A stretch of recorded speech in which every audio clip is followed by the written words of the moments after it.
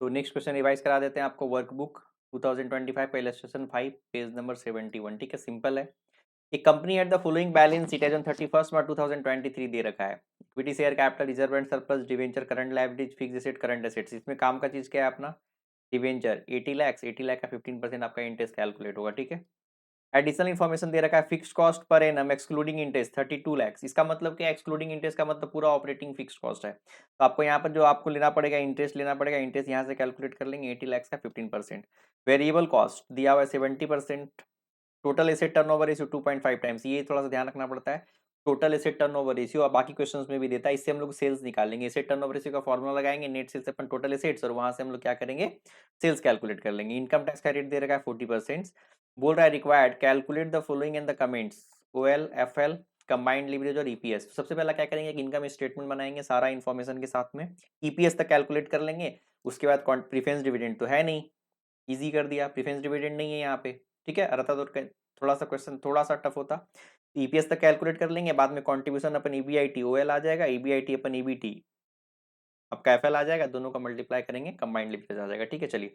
इसमें एक चीज खाली क्या ध्यान देना है आपको? सेल्स कैलकुलेट करना है टोटल एसेट टर्नओवर रेशियो से। तो कुछ सिंपल है। तो हम लोग क्या करेंगे? Given total asset turnover ratio दिया हुआ 2.5 टाइम। तो टोटल एसेट टर्नओवर का फॉर्मूला लगाएंगे, टर्नओवर अपन टोटल एसेट्स। इससे हम लोग क्या करेंगे? टर्नओवर क्या हो जाएगा? Total asset into asset turnover ratio. तो टोटल एसेट कितना आ जाएगा? 1,60,00,000 इंटू 2.5। टोटल एसेट इतना दे रखा है तो टर्नओवर क्या हो जाएगा आपका? इतना इंटू 2.5 मतलब 4 करोड़। तो पॉइंट समझ में आ गया? चलिए, अब यहाँ से इनकम स्टेटमेंट आपका चालू हो जाएगा। सेल्स आपका आ गया 4 करोड़। वेरिएबल कॉस्ट कितना है? 70%। तो 4 करोड़ का 70% 2,80,00,000। कॉन्ट्रीब्यूशन आ गया 1,20,00,000। फिक्स कॉस्ट आपका क्वेश्चन में दे रखा है 32 लैक्स, तो ये आ गया 88 लैक्स। और इंटरेस्ट हमने कैलकुलेट कर लिया 80 लैक्स का 15% 12 लाख। तो आपका ईबीटी कितना आ गया? 76 लाख। इसमें से 40% क्वेश्चन में टैक्स रेट दे रखा है तो टैक्स आ गया 30। तो अर्निंग आफ्टर टैक्स कितना आ गया? 45,60,000। Number of equity shares 4 lakh. तो नंबर ऑफ इक्विटी शेयर्स दे नहीं रखा है, निकालना पड़ेगा। यहाँ पे दे रखा है ना 40 लैक्स। 40 लैक्स को 10 से डिवाइड करेंगे तो 4 लाख। ठीक है, सिंपल है। तो आपका ईपीएस आ गया। तो अर्निंग आफ्टर टैक्स, या बोल सकते हैं अर्निंग आफ्टर टैक्स, या यही हो गया आपका earning available for equity share holder, क्योंकि प्रीफरेंस डिविडेंड तो है नहीं। तो ये आपका earning available for equity share holder हो गया divided by number of shares. तो आपका ईपीएस आ गया। एक आंसर आ गया। बाकी रहा आपको O L F L C L. तो फॉर्मूला लगा दिए, contribution upon EBIT, EBIT upon E contribution upon EBIT, या दोनों को मल्टीप्लाई करके भी लिख सकते थे। तो 1.36 1.16 1.58 आपका ये भी आ गया। बात रहा कमेंट करने के लिए बोला है। तो कमेंट में क्या बोल रहे हैं? इस कंपनी का जो रिस्क है मॉडरेट है, ज्यादा है ना कम है? तो मॉडरेट रिस्क है। Fixed cost plus interest makes EPS 1.58 times as sensitive to the sales.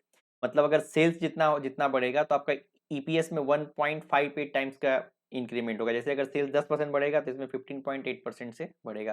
तो ठीक है, बहुत ज्यादा ना बहुत ज्यादा कम है, तो मॉडरेट है। Risk is present but not extreme. Risk है लेकिन बहुत ज्यादा नहीं है। ठीक है, बस इतना ही था क्वेश्चन, बहुत कुछ नहीं, सिंपल है। तो ये भी क्वेश्चन समझ में आ गया होगा एक बार फास्ट फास्ट आप लोग गो थ्रू कर लेंगे। ठीक है, चलिए। अगर डाउट है तो व्हाट्सअप करके पूछ लेंगे, कुछ भी अगर डाउट होता है किसी पॉइंट पे तो। और इसका जो अगर सॉफ्ट कॉपी चाहिए तो आप लिंक डिस्क्रिप्शन में दिया गया है, इसमें आप मेरे ऐप का लिंक डाउनलोड कर लीजिए, वहाँ पे आपको ये फ्री नोट्स अवेलेबल हो जाएगा। ठीक है।